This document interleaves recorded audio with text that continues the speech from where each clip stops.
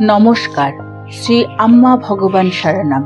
এখন আমরা শ্রী পরম করুণা পরম জ্যোতির চমৎকার শুনব। আমি জাপানের মাসায়ো কামিয়ামা বলছি। সেপ্টেম্বরে একটি 3 দিনের কোর্সে যোগ দেওয়ায় ধীরে ধীরে আমার মধ্যে বেশ কিছু পরিবর্তন এসেছে। আমার অভ্যন্তরীণ জগৎ আরো শান্ত হয়ে উঠেছে। যদিও আমি জানি কিছু বিষয় থেকে আমি এখনো মুক্ত নই, তবে সেগুলো ঠিক কি তা জানি না। 3 দিনের প্রথম দিনে যে মুক্তি পেয়েছিলাম তা হলো এই উপলব্ধি যে আমার বাবা মা আমাকে কতটা ভালোবাসেন। আরো ভালোবাসা পাওয়ার আকাঙ্ক্ষা ও আবেশ এখন বিলীন হয়ে গেছে। অতীতে যদি কেউ আমার সাথে কথা না বলতো, আমি একাকী ও উদ্বিগ্ন বোধ করতাম। ভাবতাম বোধহয় আমাকে কেউ পছন্দ করে না। এখন আমি জানি যে এই সবই নির্ভর করে ব্যক্তিবিশেষের উপলব্ধির উপর। আমার অভ্যন্তরীণ জগৎ আগের চেয়ে আরো বেশি নীরব। ছোট বড় নানান চমৎকারিক ঘটনা ও পরমজ্যোতি ভগবতী ভগবানের অসীম অনুগ্রহে আমি পূর্ণ হয়ে রয়েছি। অতীতে আমি সিদ্ধান্তহীন ছিলাম।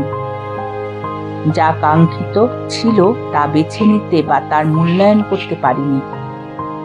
এখন আমি বিষয়গুলি অনুধাবন করতে পারি, ফলে মসৃণভাবে কাজ করতে পারি।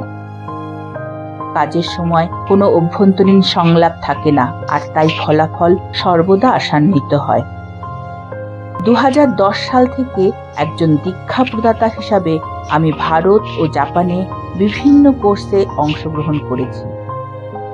বহু অনুগ্রহ ও চমৎকার প্রাপ্তি সত্ত্বেও আমার মধ্যে অনেক অসন্তুষ্টি ও উদ্বেগ ছিল।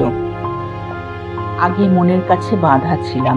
এখন আমি ইতিবাচক ভাবে সত্যের মুখোমুখি হতে পারি। বাহ্যিক জগৎ হলো অভ্যন্তরীণ জগতের প্রতিফলন। সত্যি এটি একটি আশ্চর্যজনক শিক্ষা। আমার অভ্যন্তরীণ জগৎকে দেখার জন্য আমার মধ্যে লক্ষ্য স্থির হয়েছে। যখন কোনো একটি কিছুকে বেছে নিতে হয়, তখন আমি সত্যনিষ্ঠ ও শান্ত থাকি এবং এ ব্যাপারে শ্রী পরমজ্যোতি ভগবতী ভগবানের নির্দেশনা অনুসরণ করি। শ্রী পরমজ্যোতির অসীম অনুগ্রহে আমি ঋণী হয়ে রয়েছি। এই আরামদায়ক জীবন প্রাপ্তির জন্য আমার অপরিসীম কৃতজ্ঞতা ভাষায় প্রকাশ করতে পারবো না। আজ আমি একজন স্বাভাবিক মানুষে পরিণত হয়েছি। প্রায় প্রতিদিন আমি কৃতজ্ঞ চিত্তে সোমা জল পান করি। শরতের সূর্যালোকে যখন স্নাত হই, অনাবিল আনন্দই শুধু অনুভব করি। হে পরমজ্যোতি ভগবতী ভগবান, কৃপা করে সর্বদা আমাকে আপনার নিবিড় সান্নিধ্যে রাখুন, যাতে আপনার সাথে আমার বন্ধন দিন দিন দৃঢ়তর হয়ে ওঠে। আমার জীবন সর্বদাই আপনার দিব্য চরণ কমলে নিবেদিত।